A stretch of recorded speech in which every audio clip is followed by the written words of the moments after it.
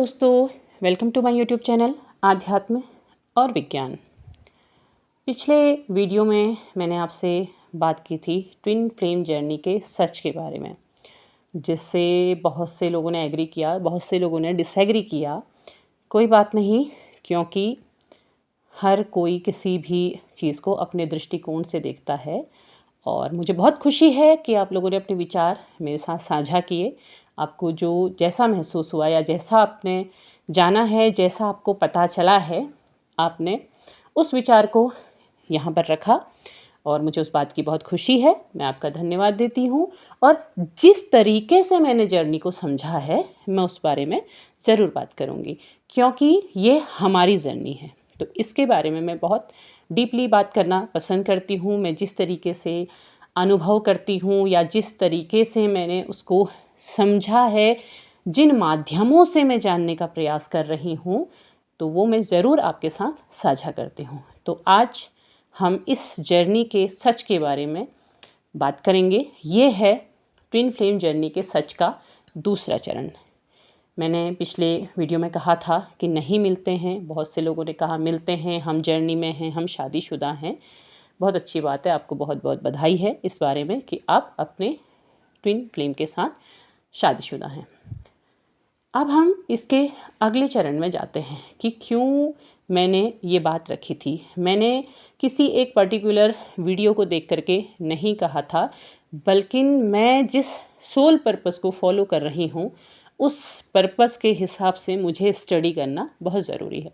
मैं विषय को बहुत गहराई तक जानने का प्रयास कर रही हूँ, आगे भी करते रहूँगी। मुझे जो जो जानकारियाँ मिलती रहेंगी, मैं आपके साथ साझा करते रहूँगी। तो इस वीडियो में मैं जो आपके साथ जानकारी साझा कर रही हूँ, उसको आप सुनिए, वीडियो में अंत तक बने रहिए, आपको बहुत सारी बातें पता चलेंगी।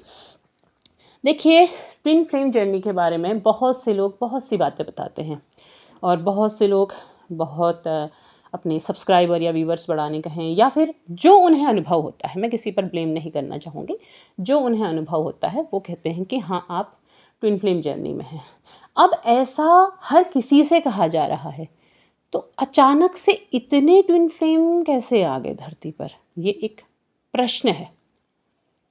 ये आप भी मानते हैं, हम भी मानते हैं कि बहुत ज़्यादा ट्विन फ्लेम्स नहीं होते हैं। तो अचानक से इतने कैसे आ जा रहे हैं? कैसे ऐसा हो सकता है?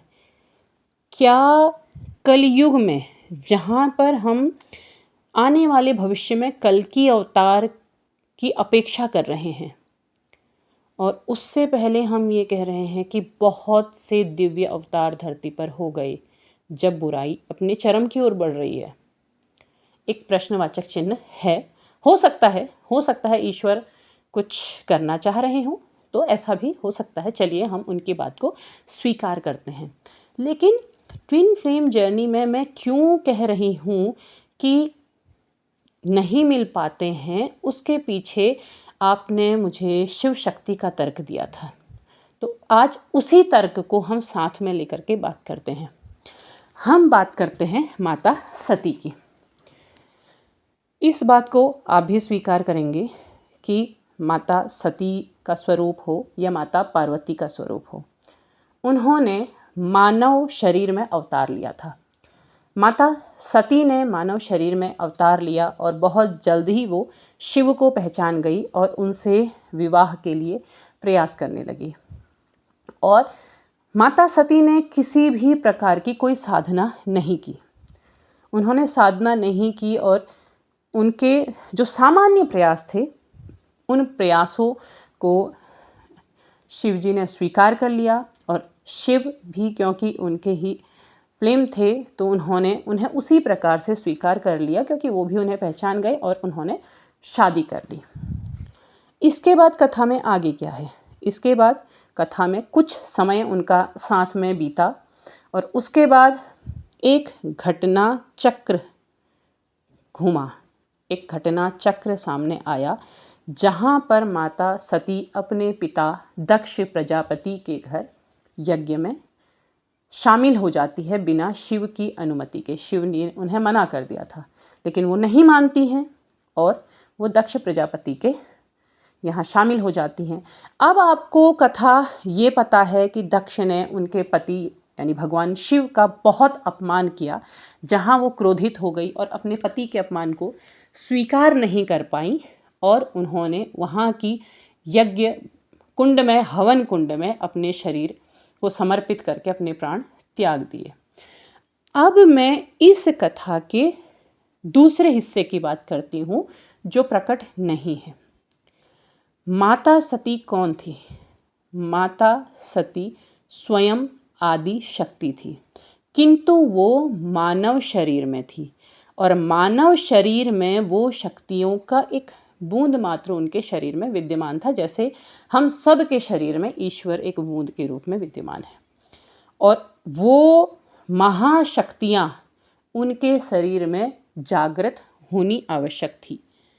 देखिए, मानव शरीर क्या होता है? मानव शरीर अशुद्धियों से भरा होता है, बहुत सी अशुद्धियाँ होती हैं।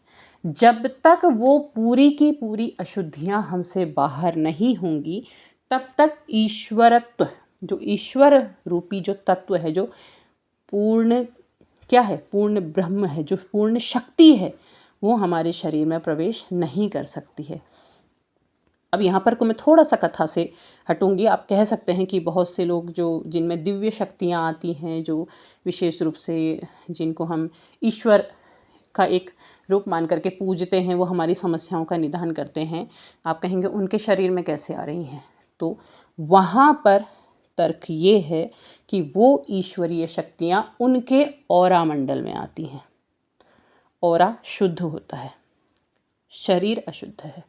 ठीक है, अब हम माता शक्ति की तरफ वापस चलेंगे। और माता सती कौन थी? माता सती के शरीर में संपूर्ण महाविद्याएं, 10 महाविद्याएं, ब्रह्मांड को बनाने वाली महाशक्ति का प्रवेश उनके शरीर में होना था, लेकिन माता सती का शरीर उसके लिए योग्य नहीं था।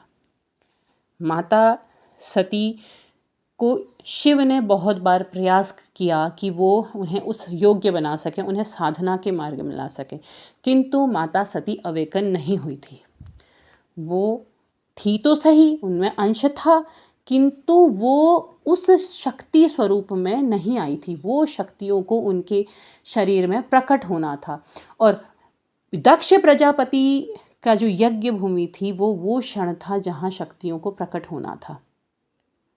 और जब दक्ष प्रजापति के समय वो शक्तियाँ, जब वो क्रोध में आई तो वो अचानक से संपूर्ण शक्ति उनके शरीर से टकराई और सती ने स्वयं की अग्नि द्वारा स्वयं को भस्म किया। शक्ति को यज्ञ की जो अग्नि थी वो उसमें सामर्थ्य नहीं थी कि वो शक्ति को भस्म कर दे। उस यज्ञ वेदिका में शक्ति स्वयं अग्नि स्वरूप में प्रकट हुई और वो शरीर जल के भस्म हो गया, क्योंकि उस शरीर में वो योग्यताएं थी ही नहीं कि वो उस महाशक्ति को ग्रहण कर सके। किंतु प्रारब्ध ने ऐसा चक्र घुमाया कि वो शरीर भस्म हो गया। अब किंतु सेपरेशन का फेज तो शुरू हुआ, शिव रुद्र के रूप में आए और सब कुछ तहस नहस हुआ। वो कथा का दूसरा हिस्सा है। और क्योंकि उस शरीर में शक्ति का प्रवेश होने से वो शरीर भस्म हुआ था, किंतु शक्ति का स्पर्श था, इसलिए विष्णु के चक्र द्वारा काटे जाने के बाद 51 शक्तिपीठ हमारे देश में स्थापित हुए। वो शक्ति उसमें प्रवेश कर चुकी थी, किंतु क्या हुआ, उस शक्ति के प्रभाव को वो शरीर ग्रहण ही नहीं कर सका, वो भस्म हो गया। किंतु शक्ति ने स्पर्श तो किया था और शक्ति उतनी जगह पे शक्तिपीठों के रूप में विराजमान हो गई। अब हम आते हैं उनके दूसरे अवतार के बारे में, पार्वती के अवतार के बारे में। अब आप पार्वती की कथा देखते हैं कि पार्वती बचपन से जो भी उन्होंने जीवन जिया, जैसे ही उन्होंने अपने आगे के जीवन में प्रवेश किया और वो पहचान गई कि उनके जो ट्विन पार्टनर हैं वो स्वयं भगवान शिव हैं, तो उन्होंने उन्हें पाने के लिए तप किया। उस मानव शरीर की सारी अशुद्धियों को एक एक करके दूर किया। वहाँ जो चक्र घूमा था, यहाँ वो चक्र उल्टा घूमा था। वो शरीर की अशुद्धियाँ दूर हुई थी। वो क्या हुआ था, उन्होंने धीरे धीरे सब कुछ त्यागा। जब वो सिर्फ एक पत्ते पर अपना, सिर्फ एक पत्ता, दिन भर के भोजन में सिर्फ एक पत्ता ग्रहण करती थी, वो कहलाई अपर्णा। उन्होंने उसके बाद उसका भी त्याग किया, सब कुछ त्याग किया, रूप का त्याग किया, सौंदर्य का त्याग किया।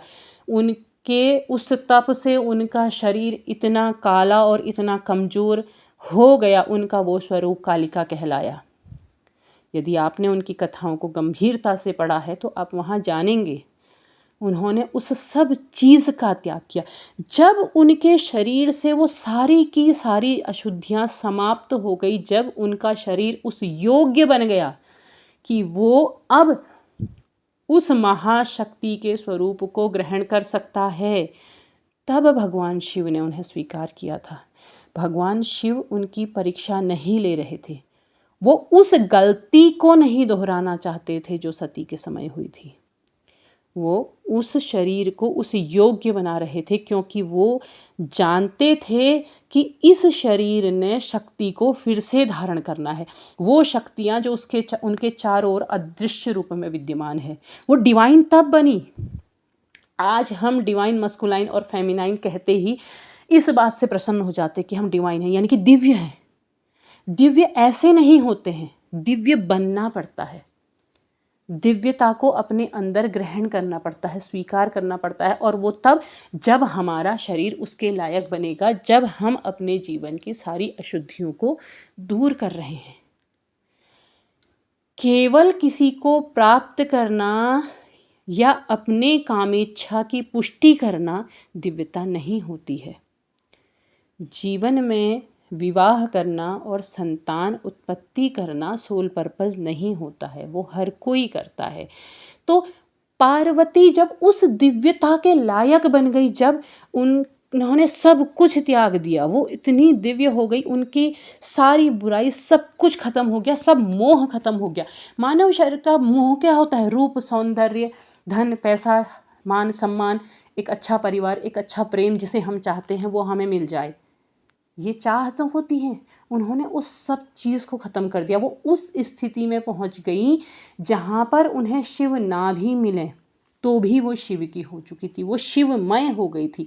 शिव स्वयं समाधिस्थ रूप में रहते हैं, भस्म लपेटे रहते हैं, शमशान में चिता के ऊपर बैठ कर के तप कर रहे हैं। वो क्या है? वो उन सब चीज़ों से परे हो गए। उस सब चीज़ों से परे जब स्वयं पार्वती हो गई कि अब स्पष्ट है कि पार्वती उन शक्तियों को, उन महाशक्तियों को अपने शरीर में धारण कर सकती हैं, तब एक प्रारब्ध नया निर्मित किया गया, जिसे कामदेव की जो कथा है वो आपने पढ़ी हुई है। कामदेव भस्म हो जाते हैं, और ये एक कथा, एक प्रारब्ध, क्योंकि कामदेव का भी देह परिवर्तन होना ज़रूरी था, वो भी एक हिस्सा था, एक अंश था कि उस समय शिव को तो काम नहीं जीत सकते थे, ना ही पार्वती को। जब उस स्थिति में पहुँचे तब जा कर के शिव ने पार्वती को स्वीकार किया, और तब जा कर के उन्होंने अपने आप विवाह किया और सारी चीज़ें हुई। तो क्यों 5D वर्ल्ड की बात की जाती है, क्यों 3D की नहीं की जाती है? क्योंकि 3D वर्ल्ड में हम इन सारी बुराइयों से घिरे हुए होते हैं, और इस जर्नी को इसलिए ही कठिन कहा जाता है क्योंकि यहाँ पर आपको अपने अंदर से इन चीज़ों को समाप्त करना होता है। अभी आप ये मत समझिएगा इसका अर्थ कि मैं किसी सामान्य प्रेम की बात कर रही हूँ, या मैं किसी ऐसे रिश्ते की बात कर रही हूँ जिसे आप स्वीकार नहीं करना चाहते। मैं किसी भी ऐसी चीज़ की बात नहीं करना चाहती हूँ। मैं बात करना चाह रही हूँ सोल की, जहाँ हम बात कर रहे हैं आत्मा की, और उसका जुड़ाव इस 3D वर्ल्ड के जुड़ाव से अलग है। जहाँ पर वो शरीर, जिस शरीर को आप देख रहे हैं, जिसके प्रति मोह है, उसकी बात नहीं हो रही है, उसकी बात हो रही है जिसकी तरफ आत्मा खिंच रही है। तो दोनों चीज़ों में फ़र्क है। ये ऐसा सच है जिसको जब आप स्वीकार कर लेंगे तो आप अपनी आत्मा की प्रसन्नता को स्वीकार करेंगे। चलिए, हो सकता है ये बात से आप सहमत ना हो। अब मैं बात राधा कृष्ण की करती हूँ। राधा कृष्ण 3D वर्ल्ड में एक नहीं हुए थे। अब आप कह सकते हैं कि बहुत सी कथा हैं जहाँ पर राधा का विवाह ब्रह्मा जी के द्वारा श्री कृष्ण से करवाया गया था, किंतु अगर आप उस कथा को पढ़ते हैं, पहले तो राधा का वर्णन कहीं नहीं मिलता है, सिर्फ एक उपनिषद में मिलता है। और वहाँ पर भी अगर कहा जाए राधा अवेकन पूरी तरह नहीं हुई थी, किंतु जो विवाह हुआ था वो 5D वर्ल्ड में, क्योंकि कृष्ण अपने पूर्ण अवतार में थे, वहाँ वो विवाह हुआ था। राधा को वो एक स्वप्न के समान प्रतीत हुआ था, कि जैसे राधा ने स्वप्न देखा हो कि उनका विवाह कृष्ण के साथ हुआ। जब वो पूरी तरह अवेकन हो गई थी तब वो जान गई थी इस सत्य को, जब राधा को अपने परम स्वरूप का ज्ञान हो गया था कि वो कृष्ण के साथ इस धरती पर किसी विशेष कार्य के लिए आई हैं। और कार्य की यदि बात की जाए, एक प्रश्न ये भी आया था, तो ये प्रश्न भी मैं यहाँ पर ले लेती हूँ कि मिलकर कोई कार्य करते हैं और सोल पर्पस को पूरा करते हैं, तो किसी कार्य को, किसी पर्पस को पूरा करने के लिए विवाह बाध्यता हो, ऐसा मैं नहीं मानती हूँ।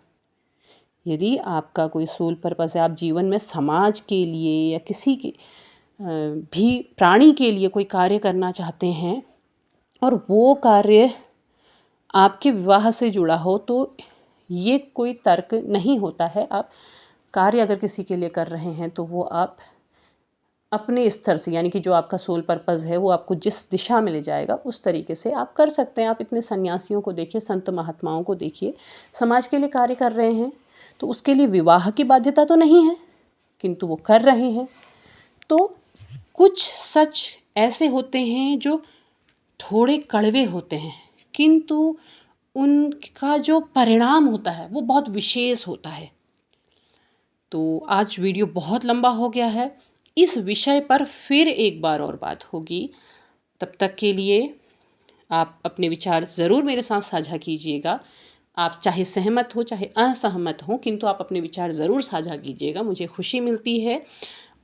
तब तक के लिए धन्यवाद।